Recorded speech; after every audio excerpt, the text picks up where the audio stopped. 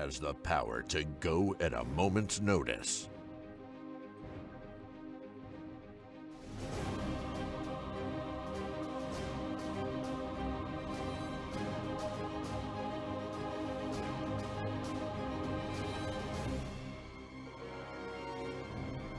This fire season, you're the hero. We are Ready Nevada County.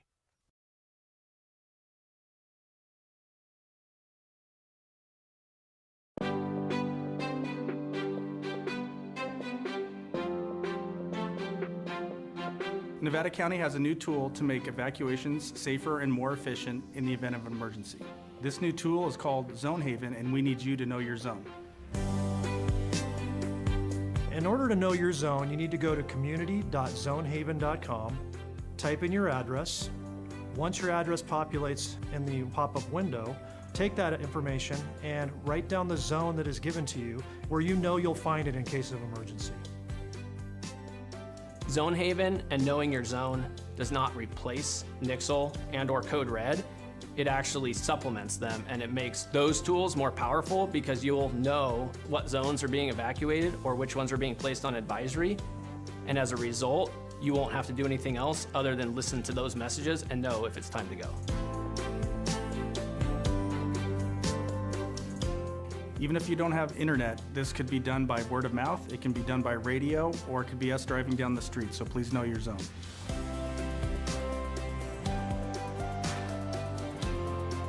From Truckee to Lake of the Pines, from Chicago Park to Spenceville, every single square mile of Nevada County has a zone.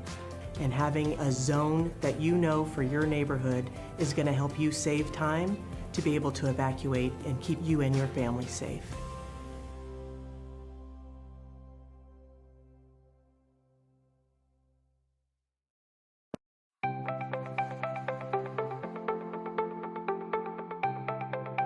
Ready Nevada County is an education campaign designed to help the public have successful outcomes during emergency events. We really focus on a whole host of disasters or emergency events. We want to have a broad spectrum. We want to be prepared for anything, but really we focus a lot on wildfire because we know that's one of the most likely events to happen in Nevada County. Ready, Set, Go is really built around the wildfire premise to prepare residents to be ready before an event, to move into the set posture when there's a red flag or a fire is near you, and then to go when it's time to go. Essentially, in its simplest form, it's a three-tiered community emergency preparedness plan.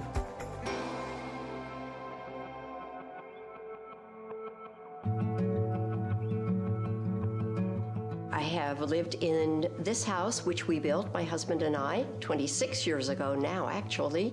We selected the hardy plank, the concrete siding, and also the metal roof. Then when we moved up here and heard about the 49er fire, that's when we started to say, wow, this really is even more important than we first realized. So the 49er fire is one of the most historic fires in Nevada County's history. They figured it changed the laws of the state of California that said this is how you have to protect your home. That came out of Nevada County. Steve Eubanks came from the Fire Safe Council, and the main thing we needed to pay attention to was the ladder fuels. Planting has been removed from the edges of the house so that it does not touch the house. It was an incredible service from the Fire Safe Council to come out and spend a couple of hours going through this property. So the ready phase is when there's no immediate threat to you and your family. This is the time when you should be doing education and planning, whether that be training, educating yourself, or accumulating equipment, hardening your home, creating defensible space. Defensible space is really all about creating a buffer zone between your house and flammable vegetation. We really focus on defensible space around the home, that first 100 feet, but also around the roadway too. Another aspect of the ready phase is hardening the home, and really what that means is making your home more resilient to wildfire. That's going to be putting the fine-grained mesh around the vents of your home so that embers won't get under your house or into the eaves of your house. That's going to be using non-combustible materials on your deck and around your home. So when an ember storm comes through, it's not going to ignite your home itself.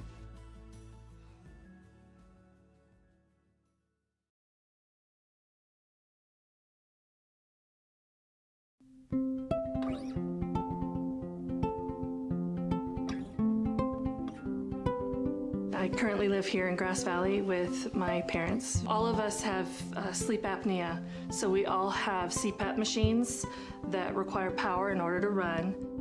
I also use a nebulizer, and that's used to disperse medical. Okay, good morning, everyone. Ooh, hot mics. We're gonna call the July 8th meeting to order. And let's see, Lee, would you lead us in the pledge?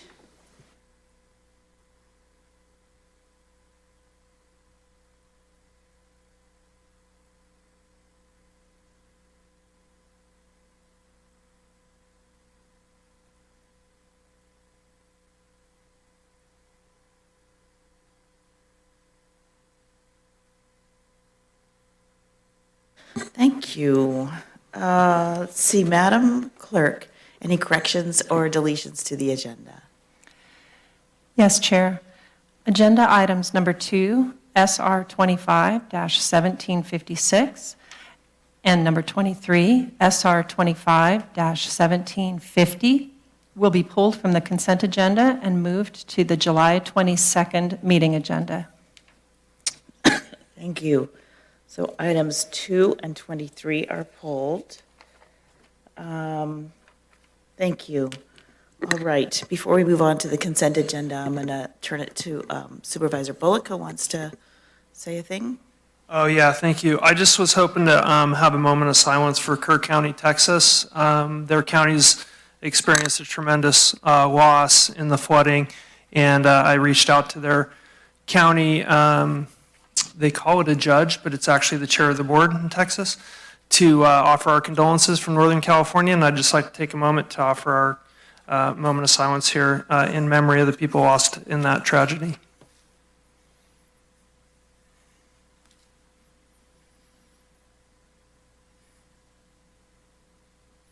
Thank you, and we wish that county all the best. Thank you, Artie. Our hearts go out to them. Okay, now we're going to move on to the consent calendar. These items are expected to be routine and non-controversial. We'll act upon them at one time without discussion. Any board member may request that an item be removed from the consent calendar for discussion. The consent calendar today consists of items 1 through 34, except for number 2 and number 23. And Hardy, did you want to recuse yourself from? Yeah, sorry about that. Item 20, I recuse myself. I own property leased to Bright Futures for Youth. So he's recusing himself from item 20. So if folks want to make comments on the consent agenda, if you want to call in, start calling in now. And I'm going to open comment for the consent agenda items only. Any public comment in the chambers? Any callers? No callers, Chair. Okay, closing public comment, bringing it back to the board. Anybody want to remove an item or any? No? Okay. Then I'm looking for a motion and a second to adopt the consent calendar minus items 2 and 23, and with Hardy recused from item 20. So moved. Second.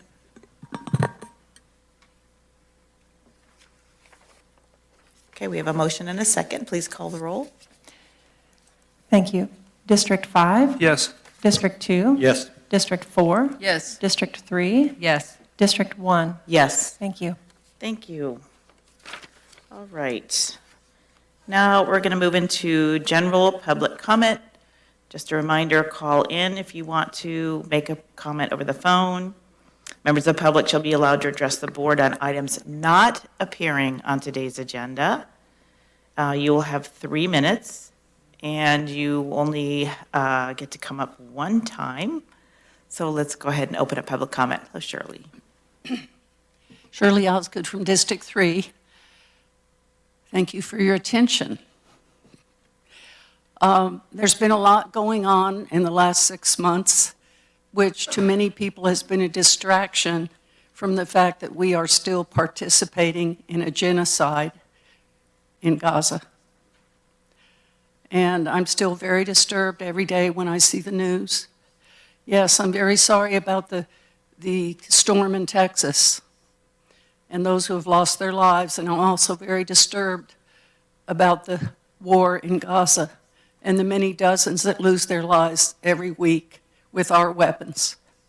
It continues to go, it continues and continues to worsen, and I would love to hear you guys speak out against it. Our tax dollars are being used, my tax dollars and probably all of yours are being used for this genocide. I'm very uncomfortable with it. I'm distressed. And I would love to hear you guys speak out. And especially for any of you that are running for office, I think it takes a great amount of courage to speak out on an item which may be controversial, but obviously it's the right thing to do. Thank you. Thank you, Shirley.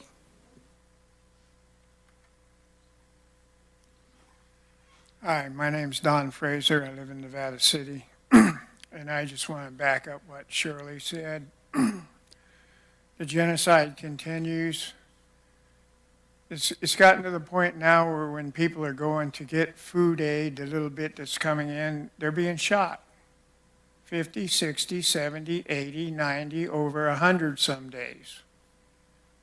This is not acceptable. We're not really asking a lot from you. Pass a resolution condemning it, write a letter to our congresspeople saying that this is not what the United States stands for. It doesn't take much. Please. Thank you, Don.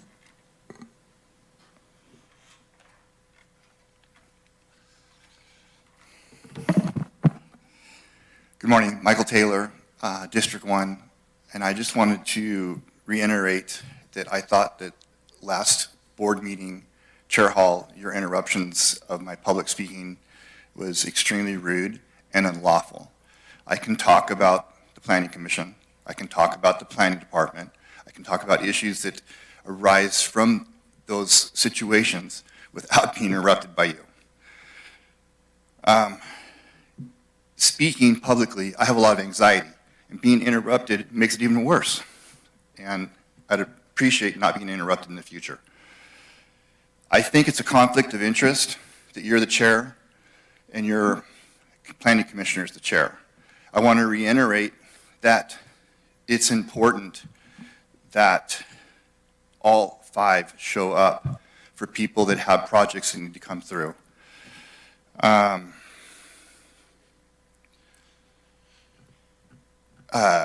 Where was I going to go with this? I forgot what I was going to say next. It'll come to me. Talk about anxiety. I think that when Measure V was being worked on by county staff, they were reading tea leaves for Board of Supervisors direction in putting this voter initiative on the ballot. There wasn't something that came up there wasn't a direct something that came up in a board workshop to create the direction for creating the voter initiative. Not only that, it didn't have an ID number or a number for billing against it. There was no way to track the actual cost for Measure V. Where I'm going with this is, in reading tea leaves, you guys for 10 or 15 years have had housing as a priority or an objective. I want to point out, if you guys look at what's going on, probably historically for the last 10 years, maybe more recently it seems more obvious, but I think we need to give direction or have people on the Planning Commission that are pro-growth, pro-housing. I think that the Planning Department needs new direction, direction that says we really want housing. It's not just a priority or an objective. It's we really want it.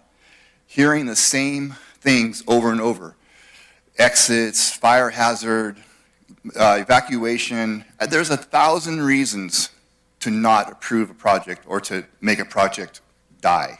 And I would encourage you guys to encourage Planning Department and the Planning Commission to create housing. Thank you. Thank you, Michael.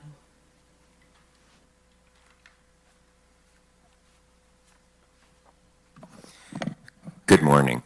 My name is Jeffrey Gottesman from Jewish Voice for Peace and the Peace and Justice Center of Nevada County. And, you know, we're in the middle of our beautiful Nevada County summer, and our lives are so lush and so privileged, partly thanks to some of the good work that you've done, like on the mine. It's easy to forget that we are also being, and you know, I'm sure all of you follow the news unless somebody's been in the bunker and just doing the foxhole thing. You all know that we're in the middle of committing the crime of the century in Gaza. We are providing $30 billion in advanced, state-of-the-art weapons for a war against a civilian population, bombing civilian ships that are crossing the Mediterranean to deliver infant formula and for starving children. 10,000 hostages being held by the state of Israel using our weapons and being subjected to torture, including the newest one is rape by trained German shepherds to humiliate the people who are hostages. And on the other hand, there are now 24 or so living prisoners of war on the other side who are suffering, but they are prisoners of war. They're all soldiers at this point. What we'd like to ask you to do is to take a stand, and I know it's hard to mention Israel in a resolution, but all you need to do is ask that our Congress obey the law. The law says no weapons for human rights abusers. And it also, the international law is especially relevant this week as one of the war criminals directing this genocide is visiting us in the United States. I have some information that from sources you probably don't usually follow to pass out to you today. Thank you for your time. Thank you, Jeffrey.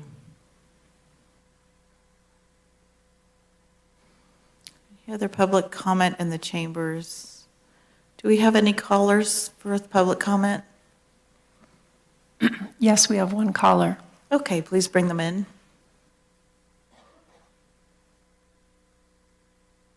Hi, Board of Supervisors, Matthew Coulter, Nevada County.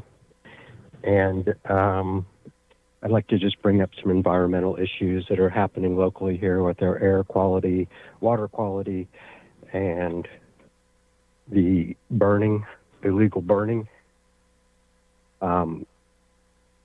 We have a lot of difficulty of breathing calls and a lot of people on albuterol and all kinds of inhalers due to our air quality here.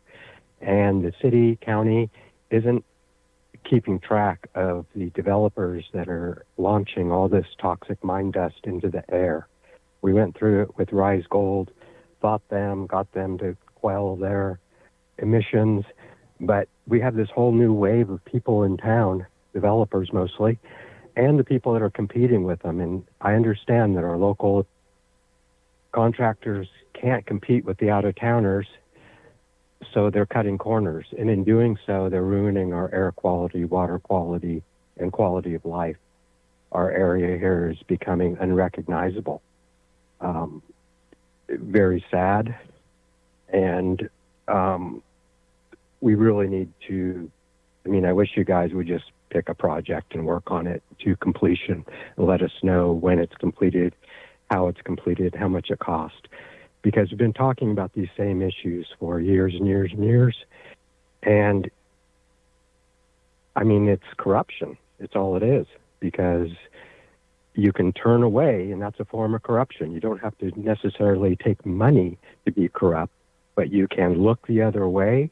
You can ignore obvious things that are going on, like Dorsey Marketplace, the Rise Gold property on Idaho, Maryland, the camps, the drugs, the overdoses.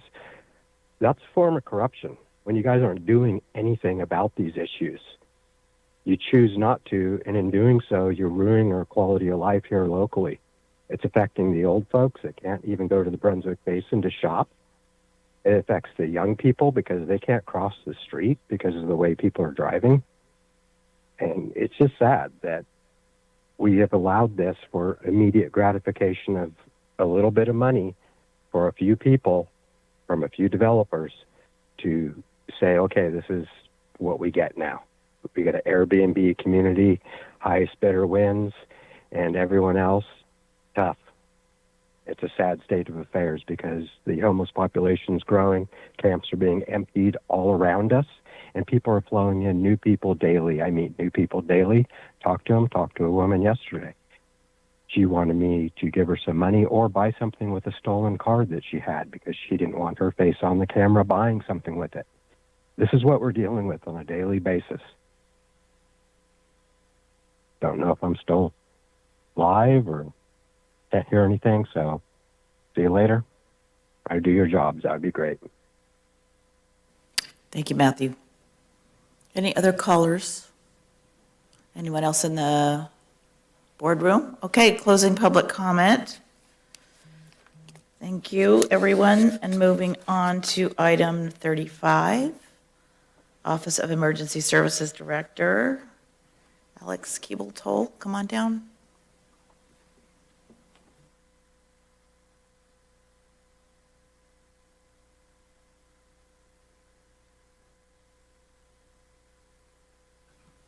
All right. Good morning, Chair Hall, members of the board. I'm Alex Keeble-Toll, your Director of Emergency Services, and I am here to give you a brief overview of fire hazard severity zones in the local responsibility area.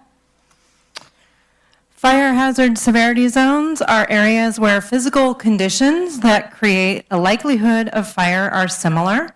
So we look at fuel, slope, and wind, which drive the probability of an area burning.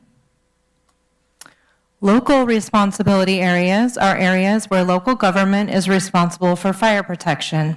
So our local fire protection district versus CAL FIRE in the state responsibility area. When LRA lands are classified, it is based on the modeled probability of an area burning. So we see LRA lands classified as moderate, high, or very high, which is the same across the state responsibility area. Fire hazard severity zone adoption is associated with two different California Government Code sections. The first being that the Office of the State Fire Marshal shall issue maps for the local responsibility area. And the second, that local agencies are required to designate by ordinance the zones. So what does this mean? In high and very high fire hazard severity zones, California WUI or Wildland Urban Interface building codes apply to design and construction of new buildings, and unless a local government has passed a more stringent requirement, the 100-foot defensible space clearance also applies. Briefly, what does the adoption of the fire hazard severity zone maps not mean? These maps are not used for insurance decisions, and if members of the public are interested, insurance.california.gov has great resources that explains this further. For Nevada County fire hazard severity zones in the local responsibility area, we have 6 parcels totaling 43 acres, and these are very high fire hazard severity zones. We have such a small acreage in our LRA that it was actually challenging, and we worked with CAL FIRE to actually identify where those parcels were. The benefits of fire hazard severity zone adoption, beyond it being a requirement, is that it will allow us to apply to be included on the list of fire risk reduction communities that are developed by the State Board of Forestry and Fire Protection. And inclusion on this list means that we meet best practices for local fire planning, which increases access to grant funds and is a mandatory factor that insurers must consider. So when you're actually on the list, that is something insurers need to look at. We are here today for you to waive the first reading of the ordinance that is a non-codified ordinance associated with adoption of these fire hazard severity zones within the local responsibility area. And with that, I'll open it up to any questions you may have. Thank you, Alex. That was short and sweet. That was helpful to add in the information about fire insurance. Thank you. All right, any questions from the board? No? Sue? No. Hardy? No? Rob? No questions? Any public comment on this item?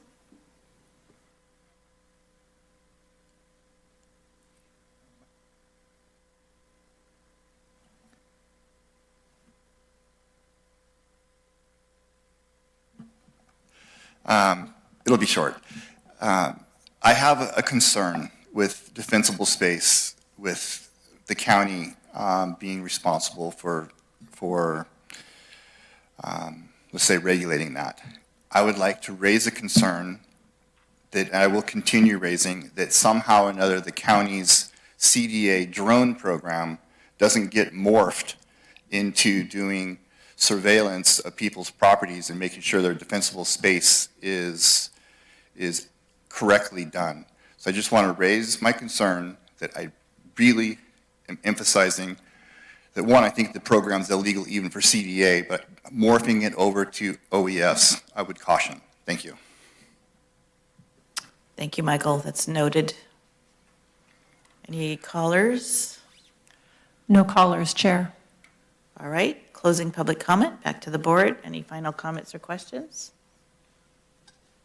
Okay, then I'm looking for a motion and a second, please, to introduce and waive further reading on the ordinance adopting the 2025 local responsibility area fire hazard severity zones in unincorporated Nevada County. So moved.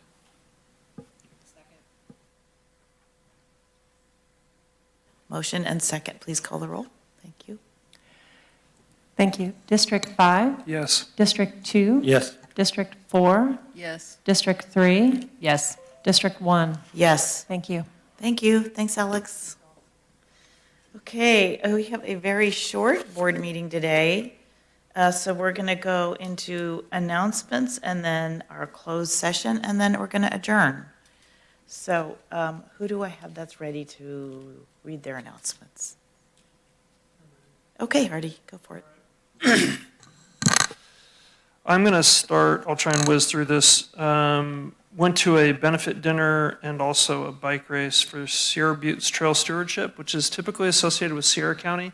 They're the big trail builder, maintaining organization. A lot of their funding has been suspended on the Fed side for trail construction, but they still have, luckily, some support with their local congressmen and others. So they're building trails, but the key piece for Nevada County is that they're finally building the section that connects Boca, which is a multi-use trail, so OHV, horses, equestrian, mountain bikes, trail running, to the Sierra County line. So if you leave Truckee, there's a trail that goes from there to the Sierra County line, which is part of the master plan of Sierra, or it's called Connected Communities, which connects all these rural communities from the Oregon border all the way through Central California, basically. So really fun to see what they've done. They've done a tremendous amount of work, and that trail's done. And so if you want to go ride that trail, they're hosting tours for dignitaries such as anybody associated with the county can come out and ride the trail and have lunch, and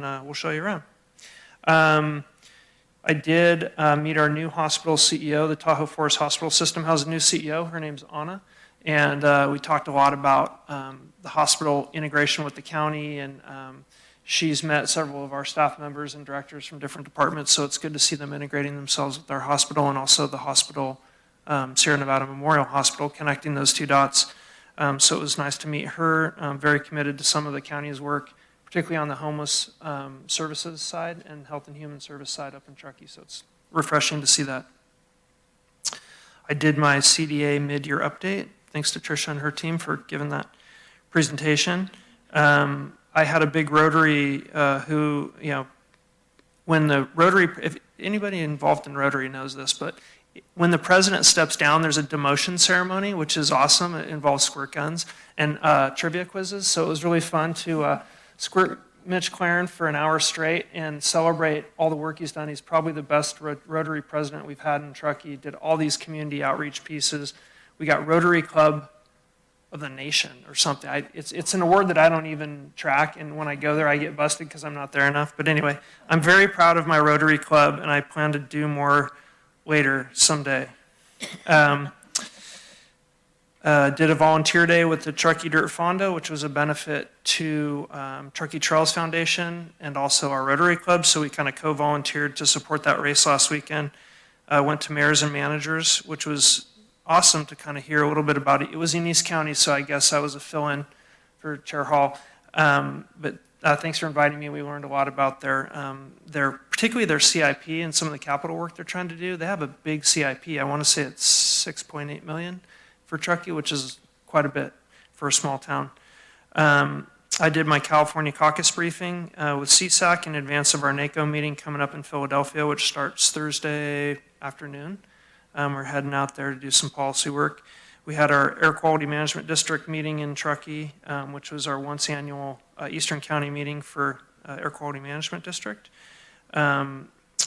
Also, we kicked off our Truckee Tahoe Homeless Advisory Committee 2.0, which is a collaborative group of stakeholders, hospital, county, town, Chamber of Commerce. I'm probably missing 4 or 5 in there, but we're all getting together to continue to try and work on specifically a navigation center to get people out of the cold December, January, February, March. It's going to be a big lift. Ryan isn't here, but I wanted to thank him and thank Allison's support for keeping that on track. It's a huge piece for Eastern County, and I appreciate the support and being in those meetings with the other stakeholders there in East County. I met with our tax collector, Michelle, talking about East County services when people drop off tax payments and how we're going to kind of help her with the collection and service to that part of the community with tax payments. People do walk in still and pay their taxes. Supervisor Hook and I are serving on the ad hoc registrar of voters, which is in pretty good work effort right now. We're meeting a lot, reviewing all kinds of collateral associated with the recruitment process and meeting with the consultant. And then met with the hospital with Ted Owens, who's their government affairs person, talking again about homelessness and mental behavioral health services. Met with the town of Truckee, and I'm trying to have more routine, regular meetings with the town of Truckee as we go through 2025 here. I flew a group of us down to the CHP hangar in Auburn and did their flight ops tour of their new Caravan with the surveillance tech, and then their air wing, their rotorcraft, H-20. I'm familiar with their operation, but it was nice. I took a student that I'm mentoring in aviation. He's a North Dakota student. He's a recently minted commercial pilot, so he just has the paper license, but is learning how to fly a plane still. So it was really fun to fly with him. And then Rain, who works for the county, is also represented the county on that trip for a STEM education component with CHP, and really learned about how CHP, a career in the aeronautical side of CHP, can benefit young people in Nevada County. So we're hoping to make all those connections and get CHP to really kind of let people know in Nevada County how it is accessible. It almost seems like when you're in aviation, it's like it's too far of a reach to get there, but I think we're making headway to make people understand that you can do it with the right support. And we landed at Gulf Oscar, our own local airport. Got to see Kevin, the airport manager, and walked around.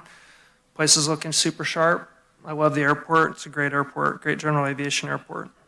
We went to Outdoor Alliance meeting with Kevin Kiley's staff. He unfortunately could not make it. He was I think he was on the floor with a bunch of other people voting on the latest reconciliation bill. So he wasn't there, but his 2 staff members were there. We talked in a roundtable for about an hour and 40 minutes about recreation, economic benefit from recreation, conservation. We had stakeholders from Bear Yuba Land Trust Circle, the Outdoor Recreation Alliance, Nevada County. Alex Keeble went with us, and we just talked, had kind of a wrap session about how the congressional district can support our local economy based on tourism and all that. So it was pretty cool. I also gave some pretty candid comments related to the need for federal support for our Forest Service, the timber shop, the engineering shop, and the roads shop that need to get funded so we can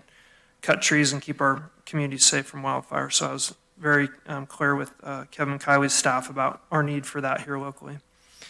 4th of July, Supervisor Tucker and I were talking, and Truckee is a big deal. Everybody gets up early and goes to the parade music and all that. It was fun to see our community out there. And then I had a meeting with Community Beyond Violence, our nonprofit here locally, and talked to them a little bit about their mission. I haven't met their new executive director, but that was the first time, so it was fun to meet with her and talk with her about her vision for that organization. And then headed off to NACO, and I'm sponsoring a policy resolution in support of federal staffing of federal land workers. So making sure that we have law enforcement officials, firefighters, rec, and timber people to keep our parts of the federal government going here and keep us moving forward. That's it for me. Thank you. It's a tough act to follow. I think I'm going to save a lot of mine for the next time, but I did want to highlight and give kudos to down in my district, the multi-use path is well on its way. Everybody down there is following the progress. And then the Bear River Bridge, of course, is coming together. Yeah, 4th of July is just whirlwind. They do a great job up in Truckee and Grass Valley. Do want to give a shout out to Supervisor Bullock for being named best of North Tahoe and Truckee. Well-deserved honor. And that's about it for now. Thanks, Rob. Okay, so I just had a little odds and odds and different kinds of meetings. Had a great meeting with NID and OES. I wanted to thank Alex for sitting down and having that conversation and looking at how we can work collaboratively, because water is important for fire and emergencies, not let alone people in planning for housing. So that was a great meeting. Had a short meeting on Twin Ridges School District Master's Plan, was interesting, with Allison and Jordan. Anyway, it was a great little meeting. It's kind of interesting what's happening when you look in a small rural areas and what the capacity is for kids in school and where the numbers are dropping or going up and how they're going to manage that. So it was really interesting because they have different campuses. They have 3 there actually, and 2 they're not really being used, except for one is a school and then one is really important, which is next to our park. So anyway, it was a great conversation. Really enjoyed that. I think one of the highlights for the weekend, of course, was the food bank fundraiser, and Lisa and I were there, and they did just an amazing job. It was packed house, a full. I think they sold out, and so hopefully they raised a lot of money. We got to kind of get a bird's eye peek of a new wedding venue that's going to be coming around. And anyway, it was a great, again, I can't think of, Lisa, I'll let Lisa talk. I can't think of the guy. They had a great speaker that came, and he is a foodie. He does television. He's the guy that eats all the bizarre food and travels. Can you think of his name? Yeah, Andrew Zimmern. Oh, yeah. Of Bizarre Foods. He was great. It was really fun to, and evidently he's friends with Doug Fleming, and they had stories to tell, so it was really, and it was uplifting. He came from a place and got where he was, and I thought that was really interesting, and then how food has always been his passion. I don't know about eating the fish eyes and stuff, but I was like, okay. But so kudos to the work to put that together and the people that sponsored it, because it really was a fabulous event. I was at RCRC. We had our meeting of the chair, and that was great. We were in a lot of people call the boondocks, because we were in Modoc County. And, you know, I've been there many times. I've hauled cattle in and out of there and been up in that neck of the woods on my way to Oregon. And it was really interesting to see and talk about the government portion of it. It's such a big, big county.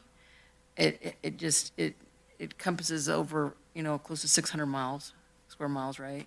And there's only 8,500 people that live there. So now look at what your budget is. And then some of the work that they were getting to do. We got to tour their new park that they just built with some funding from that California Beautiful grant. And they did a beautiful job because they're trying to see, how do we keep young people engaged here and bring your kids? They've got a great little school there. They've got a tremendous CAO that is inspiring to listen to. Lots of geothermal there, and how can they get the state to incorporate that into our energy plan? I would encourage anybody that wanted to take a long drive up. We went to the Surprise Valley Hot Springs and Spa. They did a tour. It's 5 generations of family.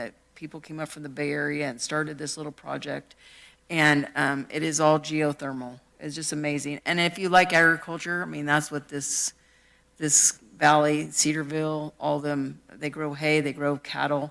And I think the big discussion there was great with Chuck Bonham from the conservation, is that how predators are challenging all of their businesses. Logging used to be a big business in that area. When the sawmills closed, that really changed things again. So your numbers of people go down. Anyway, it was tremendous.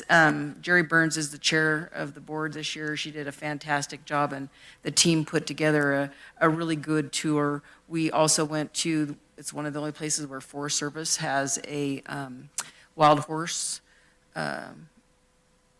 facility, and they probably adopt out more horses than any of the other ones do. They're very different from most of them. In fact, there was a load of horses going to Tennessee and a load of horses going to Kentucky. And they do a really good job. And I tell you, that is some rough country. It's called Devil's Den, and I can tell why. It's like built on volcanic rock. Yeah, so it's crazy. But again, they deal some of the things we do, fires. They've got cypress trees, right? And and juniper trees that grow crazy there, like some of our wild brush that grows here. So they're challenged with how they clean that and keep land clear from fires. Well, Wade Crowfoot spoke, was fantastic. He again talked about things going on with Fish and Wildlife and how they're looking at changes, and one size doesn't fit all. And I think that's something that a lot of us in rural communities have been talking about, especially with predators and some of the things that are happening. Anyway, it was just a great trip, so that's enough of that. But, and let's see what else. They did have open to see Golden State resources. You could go by and look at the site where they're planning the new pellet mill, but there's been some changes with that, so we'll see some different news that comes down. I think they're going to scale back and not look at going out of the country, but what can they do to keep the product in the United States for the time being and become efficient to keep us from shipping and having green gas.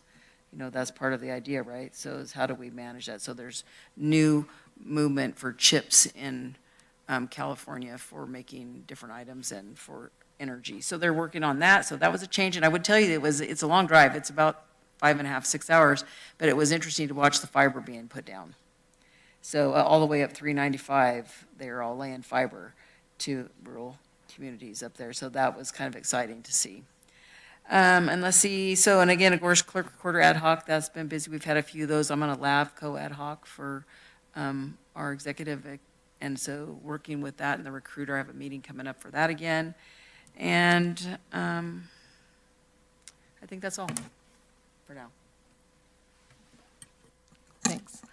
Yeah, the food bank event was great. I have to say that I have been a fan of Andrew Zimmern, but I have to avert my eyes often when I watched his show because it was so disgusting, some of the things that he ate. But his new mission now is to help prevent world hunger and hunger in the United States, especially for children. So he gave a really inspirational speech on how that's possible. Thank you for relationships with your college roommates, because I think he was college roommates with Doug Fleming. back on the East Coast. I had my annual or my monthly meeting with the City of Grass Valley City Manager and Mayor last week, just talking about issues that face both of our jurisdictions. I attended the Grass Valley Downtown Association Joint Chamber Board meeting last week, kind of listening to some of the updates of what's going on with that organization. On July 3rd, I had the opportunity to go to a fundraiser for Music in the Mountains on Lake Wildwood, and I hadn't been out there for a really long time. It was really lovely out there, and they timed it so it didn't interfere with the fireworks of what was, I think they had fireworks out there afterwards, yeah. But a huge crowd out in Wildwood for their event, and then there was probably about 100 people at this Music in the Mountains fundraiser. And then I had the privilege to ride in the parade with the City of Grass Valley on the fire truck with the mayor and vice mayor and Councilmember Arbuckle, and it brought back a lot of memories. We were on the old Seagrave, and the last time I rode on that truck was down Broad Street, and the brakes didn't work very well. So they fixed it. We'd been off of it. They had been off of it for years, but somebody came and fixed it, and it's I believe like a 1930s era fire truck, original for the City of Grass Valley that the city owns, and the Grass Valley Volunteer Fire Department maintains it. So it was very fun to be back there and to do that. And I thought the community did a great job. No fires. The fireworks were really well attended. Yeah, it was a really nice holiday weekend. The weather was very cooperative. So, yeah, that's it. Okay, thank you. Everybody's been busy. Yeah, I want to commend the food bank, the folks who put together that event. I signed up for it and hoped to be there and then couldn't, and I'm so bummed I missed that. It sounded really great, but I'm glad they've got a good program like that to bring in more funds. That's important right now. So let's see, I also attended, and thank you to the folks who were on subcommittee, on committee, on the, what are we calling them? Ad hocs. Thank you for the work you're doing. I know it's a lot of work. I asked you guys to take on a lot this year. So I did have a small group meeting with what previously was our JEDI group, just to make sure we're up on what's going on in the community. We attended, actually Lisa was there too, I think, attended the Employee Academy graduation, which was, and the graduation, which was great. That's still a wonderful program. I did have the meeting, I remember Hardy talking about this last year with the group in preparation of the employee recognition program. Got to participate in looking at all the incredible nominations for employee recognition. So we're going to have a great event here recognizing folks in a little bit. We had a finance committee and audit committee meeting. Lisa was there for that too. So we're in good shape in the county. I'm sure, Allison, you can report out on more on that if you'd like. Did some NACO preparation, also this upcoming NACO meeting, and thanks to Hardy so much for continuing the work on public lands and getting a resolution on the staff. That's something we brought every year, and so you're going to continue that. I think it shows, it matters that we're continuing on that advocacy route for things that we need here in the county. I'm bringing forward a platform change to my Justice and Public Safety Committee. It was a resolution we brought for 2 years on fire insurance and wildfire planning. And so this time we're going to incorporate it into the platform so it's permanent and we don't need to bring a resolution back. And CSAC is co-sponsoring that, the whole organization. So that'll be great. So I've had a couple of NACO preparation calls for that.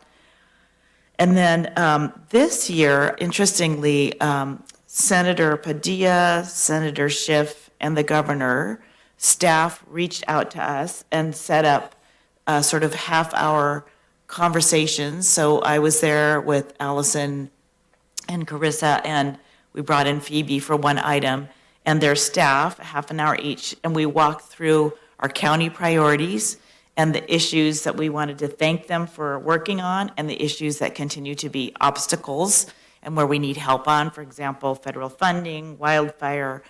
We brought up the Kohler issue with the governor's staff and made sure that they keep us in the loop on what's going on.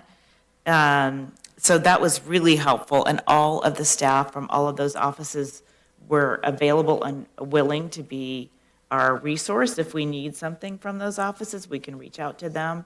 They want to be, come from, they assume they're talking to a lot of counties, so they're getting their rural county perspective, so I emphasize that probably hearing the same things from a lot of us with regard to broadband, that funding needs to get out and so on. But I think it would also be helpful to bring them out like we've done before to show them what a rural community really is like. So as you have events in your communities, in your districts, things that come up that you think it would be good to invite either their staff, which is helpful, or actually our representatives or the governor himself. Let's make sure, once a month or so, we're inviting them to something, giving them the opportunity to come out and see what it's really like out here. So that was very useful. That'll continue. Whoever is the chair will be doing these meetings in the future. Hopefully we'll keep them going, and then we'll have our CEO and others sit in on them. So yeah, so I think that's it for me. And now we're going to go into closed session. Oh, Allison, you want to report out first? Sorry, thank you. Thank you, Chair. I'm happy to report out. Really want to give credit to you as chair for facilitating those conversations with those elected offices. It really created a strong connection to the work that we're doing, the unmet needs in rural counties, and then also direct access as issues come up, people that we could contact to help navigate through issues as well as brainstorm in terms of legislative solutions. So those relationships are pretty powerful, and appreciate Chris's work in terms of the staff support that she provided in advance.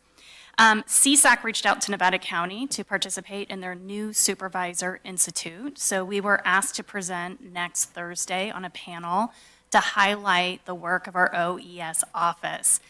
So we are in unique standing in terms of how we organize those services, our relationship with the Sheriff's Office, where we've embedded a lieutenant in terms of coordination, as well as our relationship with CAL FIRE, and I really credit Chief Estes for that. So that panel's being put together with the support of Supervisor Bullock, and they'll be next Thursday, where they'll present to all the new supervisors that were elected this previous year. I turned off the hospital board. It was a great honor to serve on the hospital board for over 7 years. Really proud of our local rural hospital and all that they do to really support a healthy community. The hospital foundation is doing outstanding work, and so they're also having a fundraiser. And Lisa, are there any tickets left for Starry Nights next week? I think there are a few tickets left if people are interested. So that is in a going. signature event. Really encourage people to check that out. Attended mayors and managers meeting in Truckee. Always great dialogue with our peers. As Hardy discussed, we talked about issues in terms of capital planning and improvement. We talked about arts and cultural centers in terms of sustainability.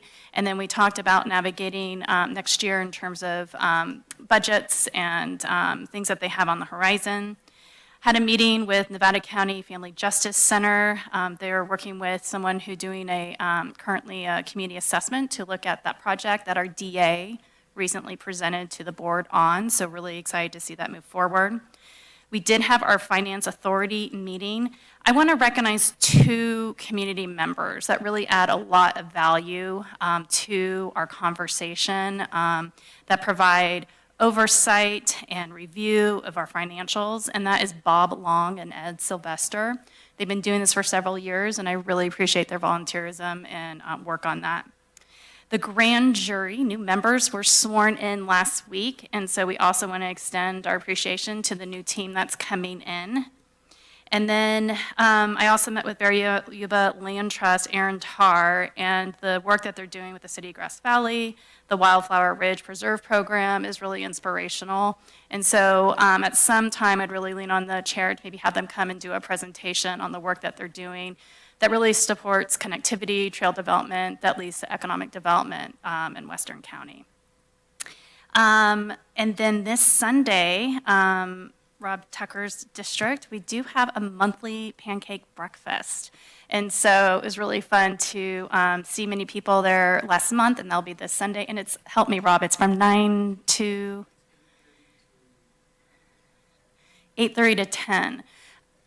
Yeah, and it's at the Higgins Community Center in South County. What a great opportunity to connect with neighbors, community members, to really hear about issues as well as to share information. And it's very grassroots and really a fun time, so I encourage people to attend that as well. Thank you, Chair. Thank you, Allison. Anybody else I forgot? No? Okay. Okay, then we're, Kit, please, could you read us into our closed session? Yes, certainly, Chair. We are having a closed session. County Council is requesting to determine whether litigation should be initiated by the county in one matter. Thank you. Any public comment? Oh, public comment on that item. Thanks. It's short. On the SR 25-1928, when you go online and you look at the online agenda, in this particular case, there's not a staff report. It seems to me that normally there's a staff report of some sort with some slight identification as to what the closed session is for. I would recommend that this be tabled if there's a procedural step that was missed in not having a staff report that was available to read online. Thank you. Thanks, Michael. Kit, do you want to talk about how we handle staff reports for closed session items? Yes. So if you look at all of our closed session for all of the years that I've ever been here, there's never a staff report. There is simply the title of the closed session. If we are in current litigation, then we name the litigation. On anything where we say initiation of litigation, that is something that we don't give notice of what we might be doing in the future, because that can affect our litigation. So I'd be glad to walk through the rules in terms of closed session, but we have not violated any rules, nor will you see any staff reports in the future on a closed session. Normally, I've seen a line item. Okay, thanks. You could chat. You could chat after. All right, thanks, though. All right, let's go into closed session. Closing public comment and going into closed session. Thank you.